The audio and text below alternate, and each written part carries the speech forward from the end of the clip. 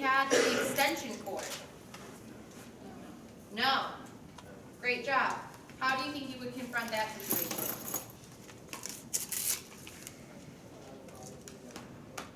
Tell them to comply with policy and write a report. Most likely, you'll be finding the extension cords during our semesterly fire, life, and safety checks. And so you'll kind of write on it, and you'll be the one following up to make sure that they have removed that extension cord from their residence hall room. And like I kind of talked about earlier, we have plug locks, and so if they're like, oh, I'm not going to remove it, you can put a plug lock on it, and then additionally, they might have to go to a kind of conference with the JC or their community director, depending on what they want to comply or not.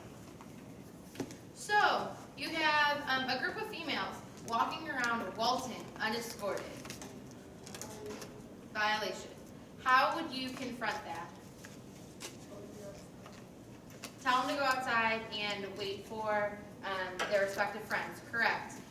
Following up on that, I would also ask them for their IDs and who they were visiting, because you want to make sure that you know who it is, because you could have a repeat offender, but if you keep just asking people to go outside, nothing's going to happen of it. So make sure that you get their names and IDs, and you get the people who they're visiting name and IDs as well. And then you report it. So, candle warmer with a light bulb. So basically a Sensi. Okay, good. A gun. And a rice cooker. Yes, they are allowed. Let's go back real quick. How would you confront a situation you saw somebody with a gun? What would you do? It's called 9911.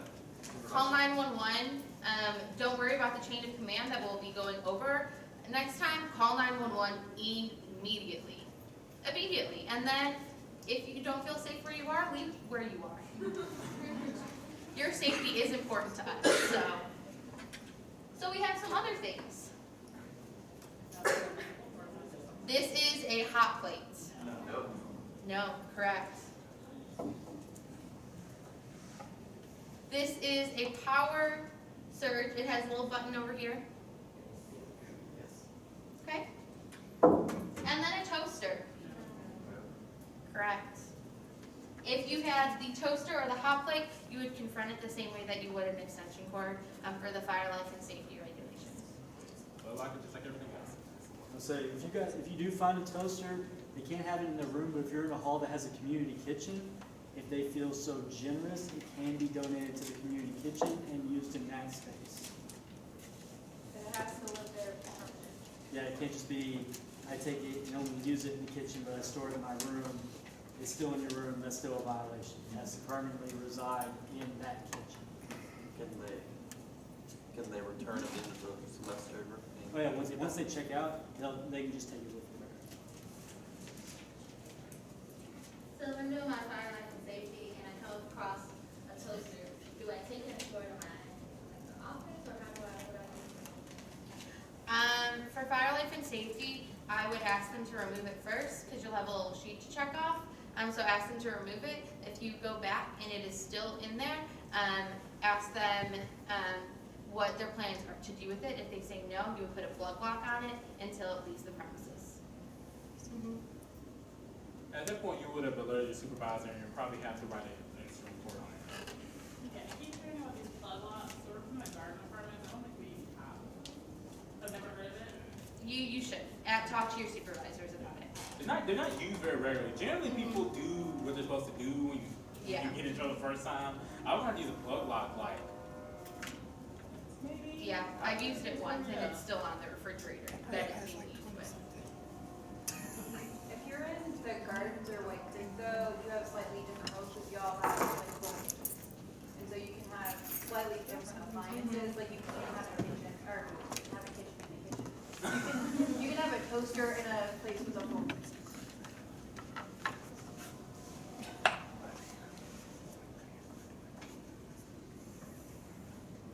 we just did that, yeah. So just some good policy confrontation techniques that y'all should just be aware of. Make sure that whenever you're about to confront a situation, to stay calm. That's the most important piece. because you don't want to be freaking out because that'll make the other person freak out, or they'll just escalate in the manner that they are. So just stay calm, be cool. If you don't know what staying calm is, talk to your supervisor, and I'm sure they can do some role playing with you. Also, you want to stay neutral.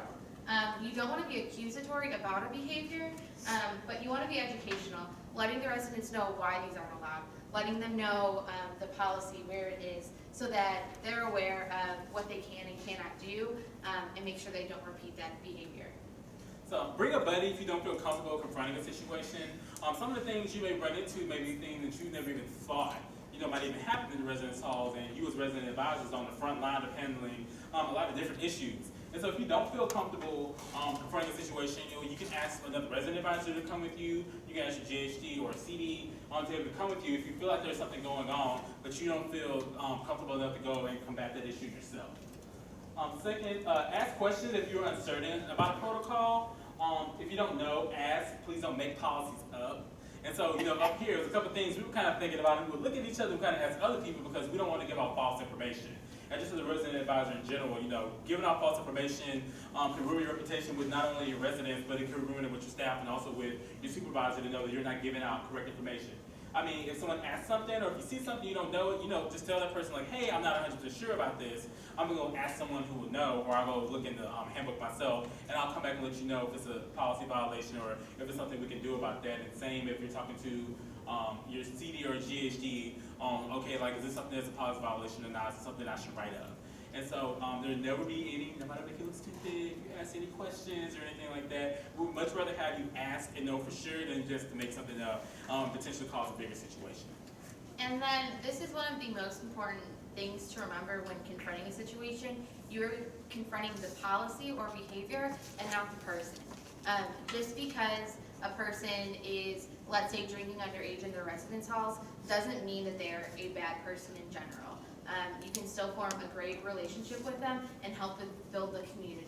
I know sometimes tensions can be high after you either write an incident report or confront a situation, but make sure that you are being a good person and the RA role model that you are, and going and talking to that person afterwards to make sure that you're still building that relationship to still form a cohesive community in your floor and in your building. So, you are now prepared to confidently handle anything you may confront. That may include some swords, some mass guests, and more. Any questions, comments, concerns, lies, or statements?